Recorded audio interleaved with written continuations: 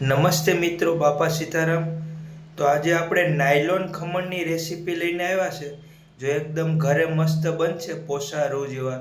અને તમારી પાસે કુકર નહીં હોય તો આપણે દેશી જુગાડથી એક કુકર બનાવ્યું છે, મફતમાં બની જાય. અને નાયલોન ખમણ બનાવવા માટે આપણે 250 ગ્રામ બેસન લઈએ છીએ, સારી ક્વોલિટીનું આસોપાલવનું. આપણે એને સારી નાખીએ છીએ આ ઝીણી સાઈની.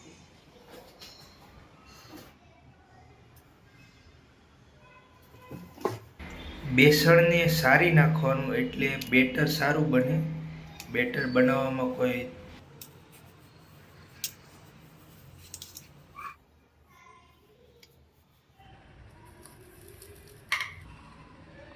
કિલો એક બેસણમાં આપણે 200 ગ્રામ ખાંડ આવે તો આમાં 250 ગ્રામ લોટ છે તો આપણે 50 ગ્રામ ખાંડ નાખી દઈએ.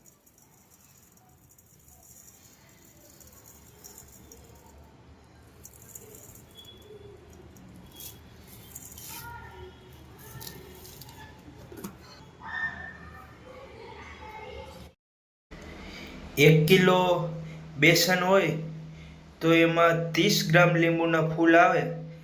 તો આપણે 250 બેસણ છે તો એમાં 6 થી 7 ગ્રામ લીંબુના ફૂલ નાખવાના. પણ આપણે અહીંયા લીંબુના ફૂલ નહીં નાખવાના, 2 લીંબુ નાખી દઈએ છીએ. એના રસથી પણ સરસ ખમણનો ખાટો સ્વાદ આવી જાય. ઘરે ખાવા માટે બનાવતા હોય તો લીંબુના રસનો ઉપયોગ કરવાનો.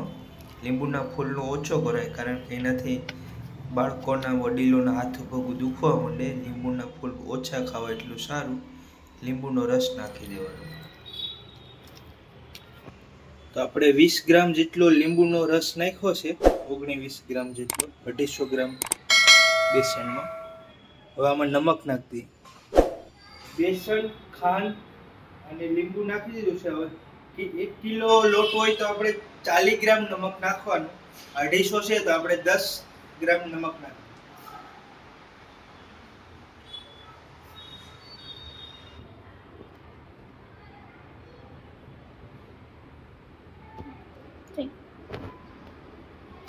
તો આપણે 10 ગ્રામ નમક નાખી દીધું છે. આ ચપટી હળદર નાખી દઈએ છે કલર માટે. 1 કિલો બેસન હોય ને તો 1.25 લીટર પાણી નાખવાનું. તો આપણે 250 બેસન છે તો આમાં 300 ગ્રામ પાણી નાખી દઈએ છીએ બેટર બનાવવા માટે.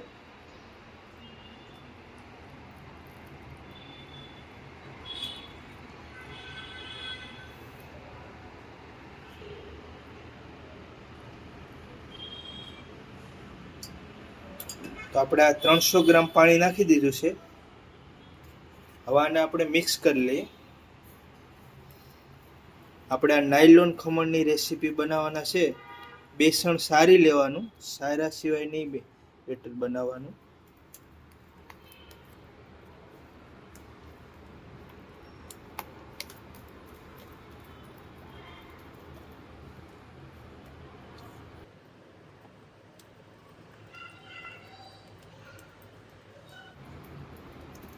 આવી રીતના બરોબર મિક્સ કરી દે.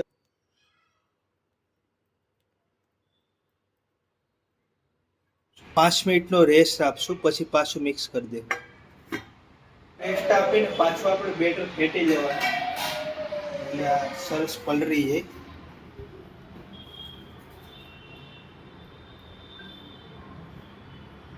એકદમ એક સરખું થઈ ગયું છે. આવી કન્ડિશનનું બેટર છે. હવે આપણે આમાં સોડા નાખશું અથવા ઈનો નાખશું. તો આપણી પાસે ઈનો છે, આપણે ખાવાનું છે એટલે માટે આપણે ઈનો નાખવાના છે. તો તમારી દુકાન માટે કે ધંધા માટે બનાવતા હોય તો તમે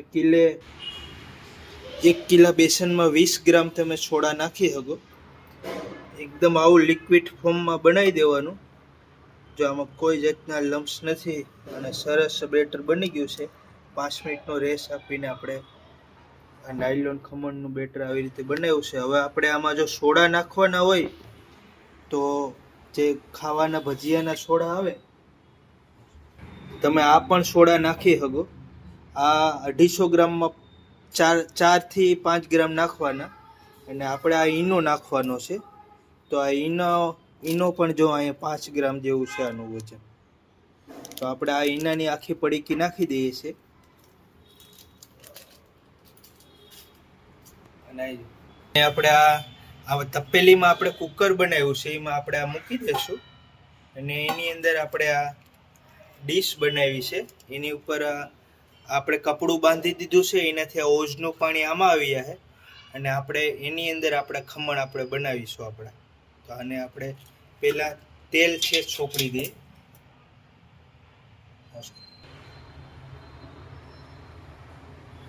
આપણે આ વાસણમાં ખમણ બનાવવાના છે તો આમાં આપણે આવી રીતના તેલ ચોપડી દઈએ એટલે આરામથી ઉકળી જાય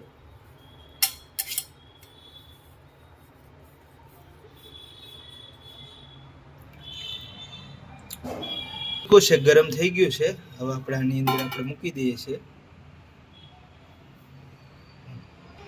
અને હવે આપણે સોડા નાખવા પહેલા 1 ચમચ તેલ નાખીને હલાવી નાખીએ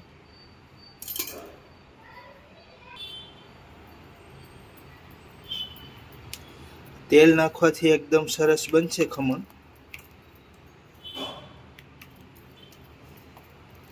1 ચમચી 250 ગ્રામમાં નાખવાનું વધારે નહીં નાખવાનું અને વજનમાં જોઈએ તો 3 થી 4 ગ્રામ નાખવાનું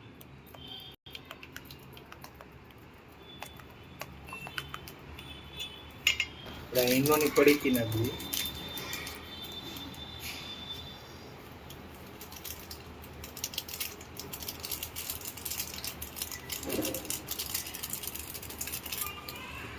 ઈનાની પડીકી નાખ્યા પછી સહેજ પાણી નાખવાનું સહેજ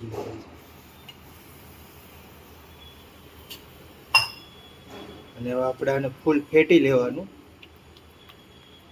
અંદાજે 40 થી 35 સેકન્ડ સુધી ફેટવાનું એક સરખું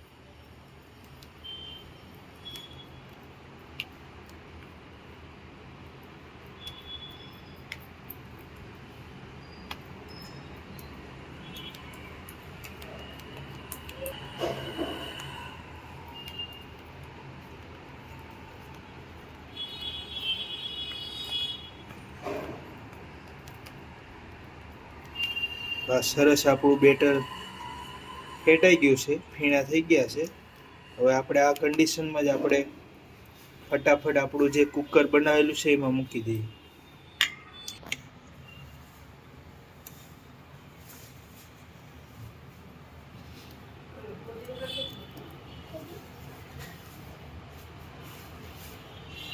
આવી રીતના મૂકી દીધું છે હવે આપણે ગેસ ફૂલ 2 મિનિટ કરી દઈશું અને આ ડીશમાંથી ઢાંકી દઈશું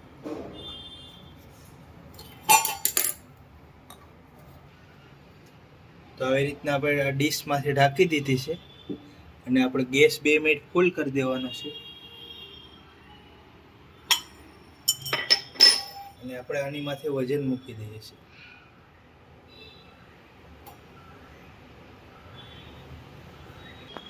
તો આવી રીતે આપણે વજન મૂકીને આ ડીશને ઢાંકી દીધી છે આપણે દેશી જુગાડથી કુકર બનાવી દીધું છે અને આને 30 મિનિટ સુધી આપણે પકાવવા દેવું મીડિયમ ગેસ ઉપર અત્યારે ગેસ ફૂલ છે પછી આપણે 2 મિનિટ પછી ગેસ છે ધીમો કરી દેવો અને આવી રીતે આપણે 30 મિનિટ પકાવવાના છે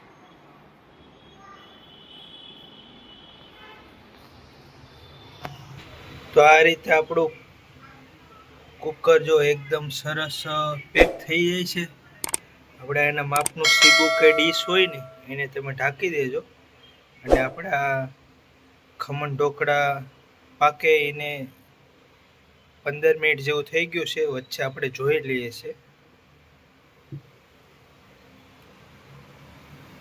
એકદમ સરસ ફૂલી ગયા છે જો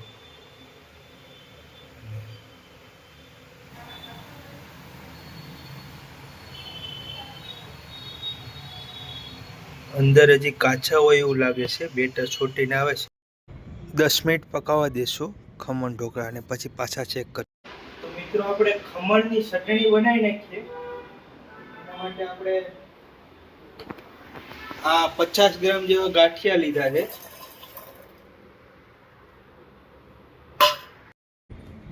તો ખમણની સાથે ખવાતી અમદાવાદી ચટણી બનાવીએ છીએ આપણે આ ફોદીનાના પત્તા અને લીલા ધાણા ડંઠલ હોતા આપણે 30-40 ગ્રામ લીધા છે અને આપણે મિક્સરમાં પીસીને ગ્રીન ચટણી બનાવી નાખશું.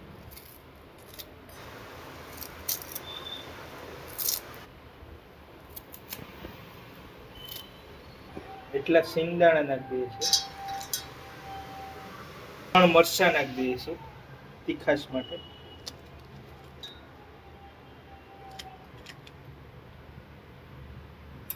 આપણે દહીં નાખી દેવું. દહીં નાખી દઈએ છીએ 50 ગ્રામ જેવું. આનાથી ચટણી મસ્ત બને છે.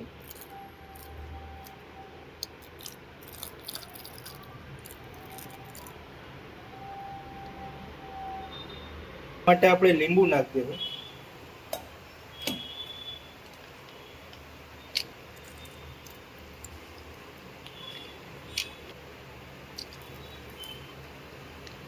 સ્વાદ પ્રમાણે આપણે નમક નાખી દઈએ છીએ અડધી ચમચી જેવું. થોડું પાણી એડ કરીએ છીએ.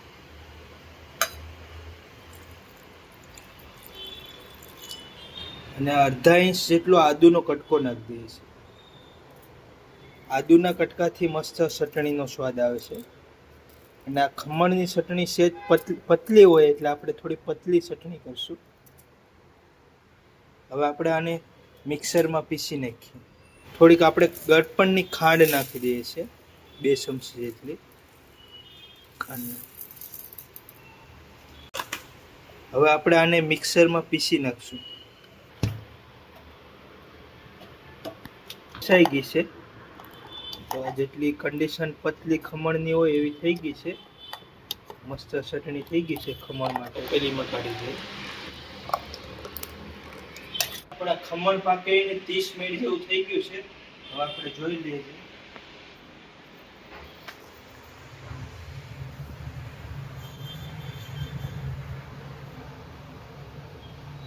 જો હવે આપણે આમાં કઈ છોટતું નહીં, સરસ પાકી ગયા છે.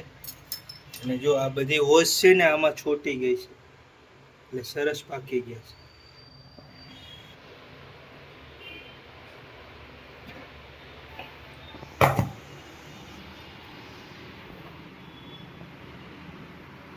એકદમ સરસ ખમણ બની ગયા છે આપણે. હવે આપણે આને 10 મિનિટ ઠરવા દેવું. ઠરીએ પછી આનો વઘાર કરી નાખશું. તો આપણે ધાણા કાપી દીધા છે અને આ મરચાં કાપી દઈએ છીએ. આનો આપણે વઘાર કરી દઈએ. કઢી પત્તા, મરચાં. પેલીમાં આપણે થોડુંક તેલ નાખી દઈએ છીએ. 3-4 ચમચ જેવું આપણે તેલ નાખ્યું છે. આપણે રાઈ નાખી દઈએ છીએ ખમણના વઘારમાં. તો રાઈ થોડીક વધારે નાખવાની. આપણે ઝીણી રાઈનો ઉપયોગ કર્યો છે. રાઈ ફૂટી જાય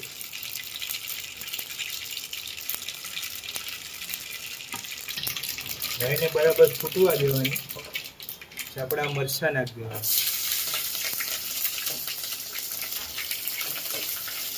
લીમડો નાખી દેવાનો.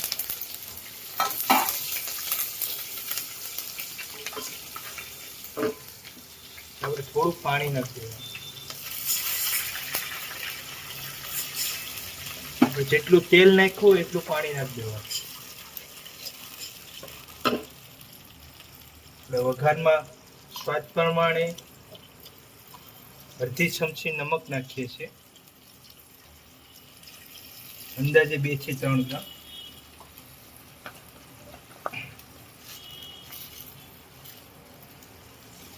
અને 1 ચમચ ખાંડ નાખીએ છીએ.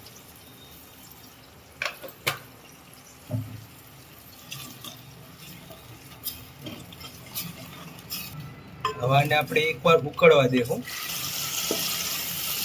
આપણા વઘાર ખમણનો તૈયાર થઈ ગયો છે.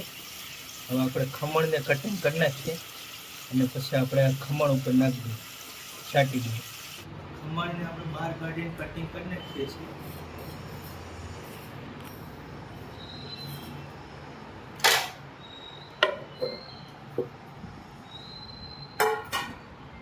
એકદમ સરસ જાળીદાર બની ગયા છે.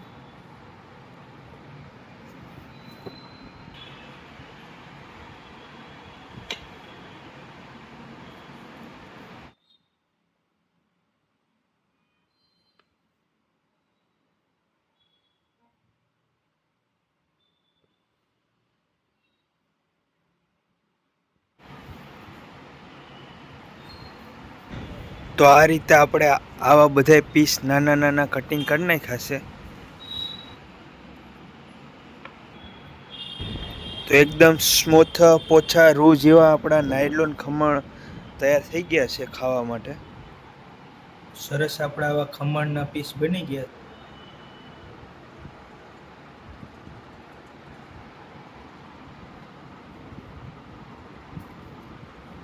આપણે ખમણનો વઘાર બનાવ્યો છે આપણે નાખી દઈએ છીએ બધે વઘાર.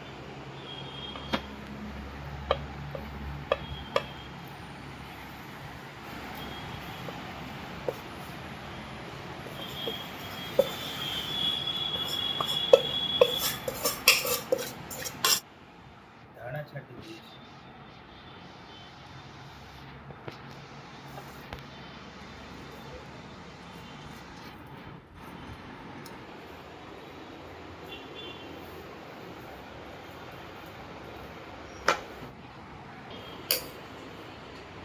તો મિત્રો આપણે આ ખમણ આપણા બની ગયા છે. હવે આપણે ચટણી સર્વ કરી દઈએ.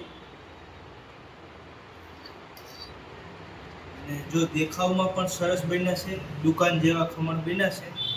આપણે આ 250 ગ્રામ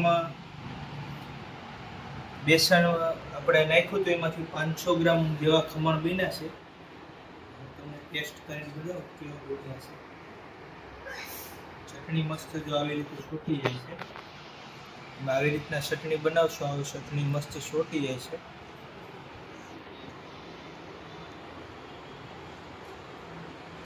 એકદમ પોસા રૂ જેવા બન્યા છે.